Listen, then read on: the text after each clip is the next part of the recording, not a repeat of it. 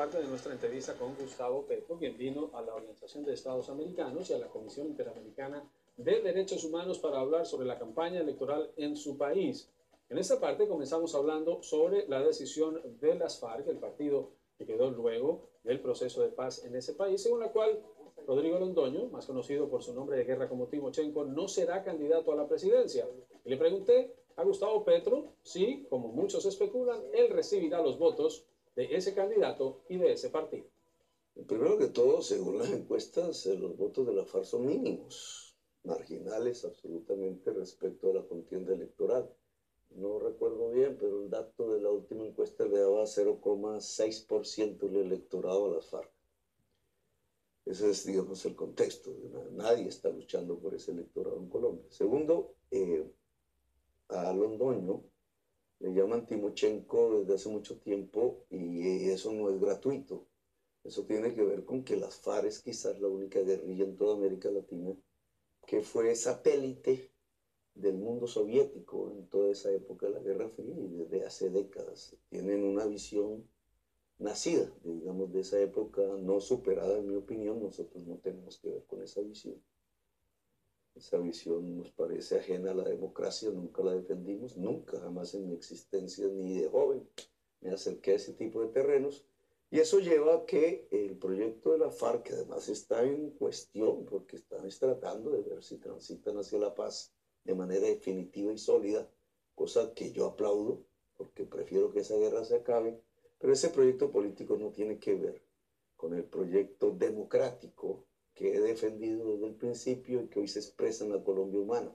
Así que no va a haber ningún tipo de adhesión de ese movimiento a nuestro proyecto político, pero esas preguntas tienen que ver más con, dado el desprestigio que la mayoría de la población existe sobre las FARC, a algunos sectores políticos de Colombia les convendría y casi que me llevarían, casi que estarían llevándome a ver si pueden a la fuerza a que se haga una alianza con la FARC para evitar que yo gane la presidencia. Incluso han llegado a decir que el ministro de Defensa que yo nombraría sería precisamente este señor Londoño o Timochenko, ¿no?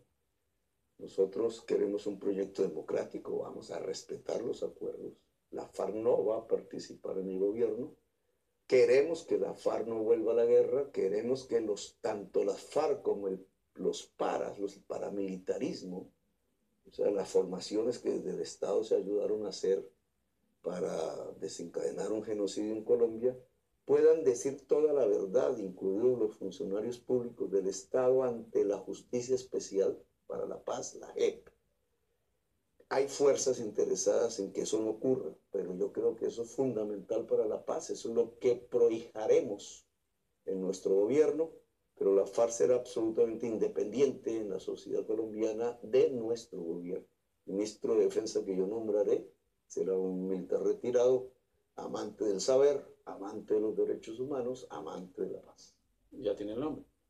Pero dejémoslo ahí por ahora. Para terminar, ¿existen las garantías en Colombia para estas elecciones, para que Gustavo Petro gane en franca lid y si pierde va a aceptar los resultados? Ya el Consejo de Estado, la máxima instancia judicial administrativa de Colombia, en una investigación profunda detectó que en la registraduría colombiana se hizo un fraude delictivo contra un partido que ni siquiera que es evangélico, religioso, el MIRA. Le quitaron su representación, su vida jurídica y le quitaron su representación en el Congreso, afectando 30.000 mesas de las 100.000 mesas de votación, cuyos papeles ya estaban digitalizados y por eso se pudo detectar el fraude 4 años después, ya cuando era tarde. Pero demuestra una enorme capacidad dentro de la registraduría para hacer fraude criminal. Una vez sale la sentencia, el registrador, en lugar de mejorar las condiciones para que eso no sucediera, lo que hizo fue quitar la digitalización, el escaneo de los formularios, en lo que tiene que ver con la consulta en la que yo voy a participar este domingo. Es decir, ya no tenemos control ni posibilidad de controlar si el resultado que da la registraduría es cierto o no. Hay una pérdida de garantías desde el punto de vista del proceso electoral.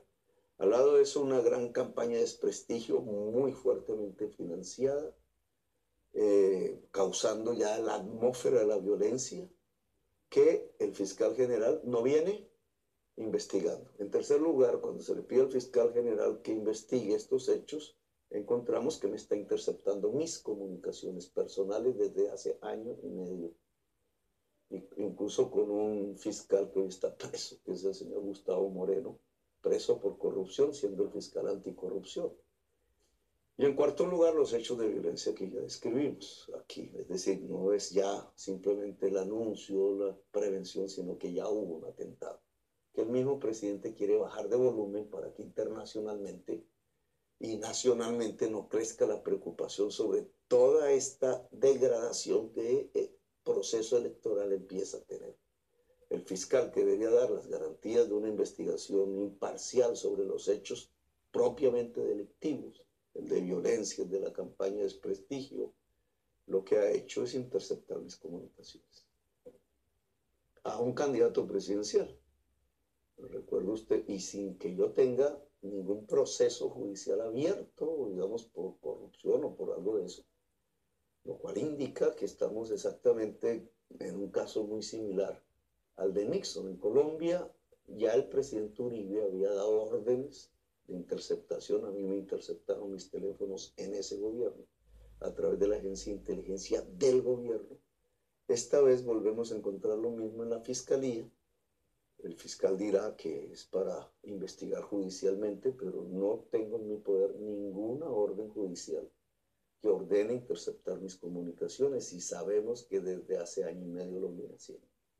¿Cómo ve el fenómeno Trump? ¿Cómo sería su relación con un gobierno Trump? Mi política internacional de ser presidente va a estar girando alrededor de un tema fundamental para la humanidad, el cambio climático. Yo lo he estudiado a fondo, lo volví un eje de mi gobierno como alcalde de Bogotá. Allí fue donde tuve las mayores tensiones que llevaron a mi institución y la pérdida de mis derechos políticos por 15 años, que la justicia me restituyó. Pero la bandera diplomática de Colombia en el mundo es la defensa de la vida y la humanidad. Y eso pasa hoy por un principio general, mitigar el cambio climático con todas las consecuencias que implica, que son cambios culturales, productivos, tecnológicos, de relacionamiento humano del mundo y de la gente con la naturaleza, etc. El presidente Trump tiene una posición contraria, parecida a la de Maduro y la Arabia Saudita.